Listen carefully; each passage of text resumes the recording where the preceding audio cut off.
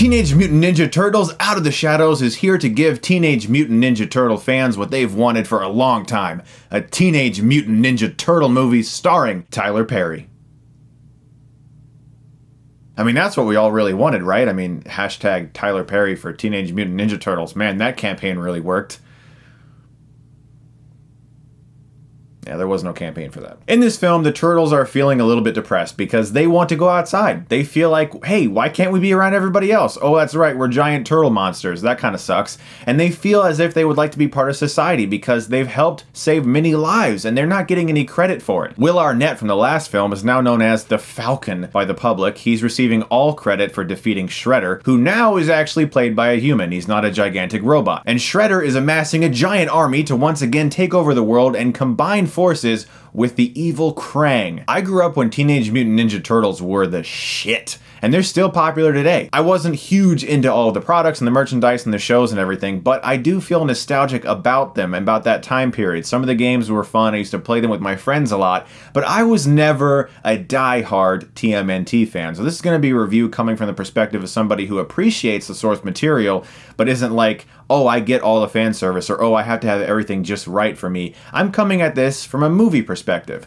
How was this film? The Turtles feel more like the Turtles I remember as a kid, and not so much the modern 2014 version that we got 2 years ago. They feel more like a team, and that's one of the biggest themes of this movie. Their brotherly love for each other, how they can become a team, how they can work as a team, and how they can get over their differences, which you would expect to see in a movie like this, to be honest. I mean, the first one was pretty much like that too. All of them trying to figure out how to become a team, and this one, they're also trying to figure out how to become a team, and I guess they're really having a hard time becoming a team still. As a film, this thing crumbles to the ground. I mean, almost every scene is an exposition scene. You guys know what that is, like an X-Men Apocalypse. The scene where Moira Taggart says, here's Apocalypse, you know, he has 4 horsemen, blah, blah, blah. That's the exposition scene. It tells us things we need to know that the filmmakers are having a hard time conveying to the audience without just saying, hey, this is what's happening right now, and you have to know this. Virtually every scene in this movie is like that. Megan Fox will call the Turtles, tell them information they need. Will Arnett will call somebody, tell them information they need. The Turtles look at their computer screens and say, oh my gosh, Krang's assembling his ship. He'll be ready in 5 minutes, and if we don't do this, this is going to happen. And if that happens, then this is going to happen. And it's like, okay, thanks, I appreciate the information. It's not hard to figure out. That's one of the things that I can't stand about this movie.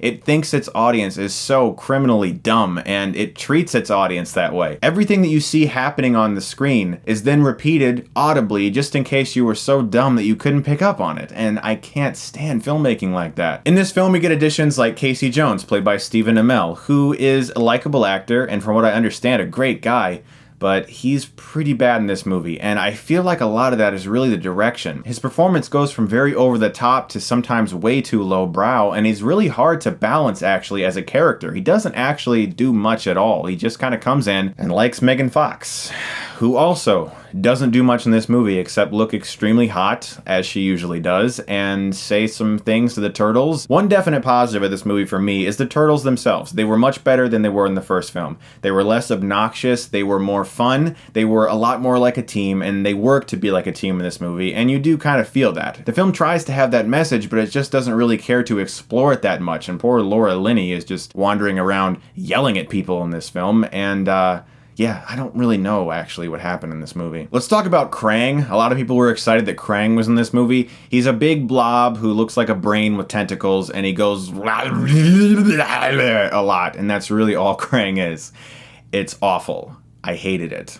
I'm being honest with you. I really hated Krang in this movie. He was just a big CGI blob attached to a robot.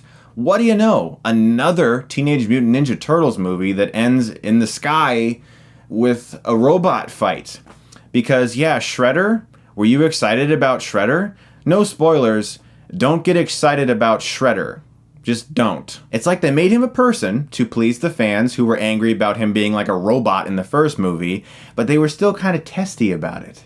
So they were like, we'll make Shredder a person, but he will do nothing. Strangely enough though, my biggest complaint with this movie is that the Teenage Mutant Ninja Turtles barely do anything ninja worthy. They basically do a lot of parkour / free running, and that's it.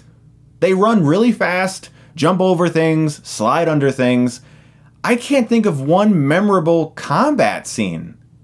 How sad is that? I mean, I wanted some ninja action. Even if it's just going to be with the CGI turtles, they could have done something that a ninja might do besides parkour. And how do the turtles keep getting in the cargo bays of planes? I can barely wear jewelry through the security aisle at an airport. How do they keep getting in planes? I'm gonna give Teenage Mutant Ninja Turtles Out of the Shadows a D. If you were a fan, I don't know if you're going to be a fan of this. There's definitely fan service, but I don't really know if you'll actually appreciate it because the movie surrounding it is such shit. Guys, thank you so much, as always, for watching. I'm going to have my new office tour this weekend for you guys, of my new set. I'm excited to bring that to you guys. You're the best. If you like this, you can click right here and get Stuckmanized.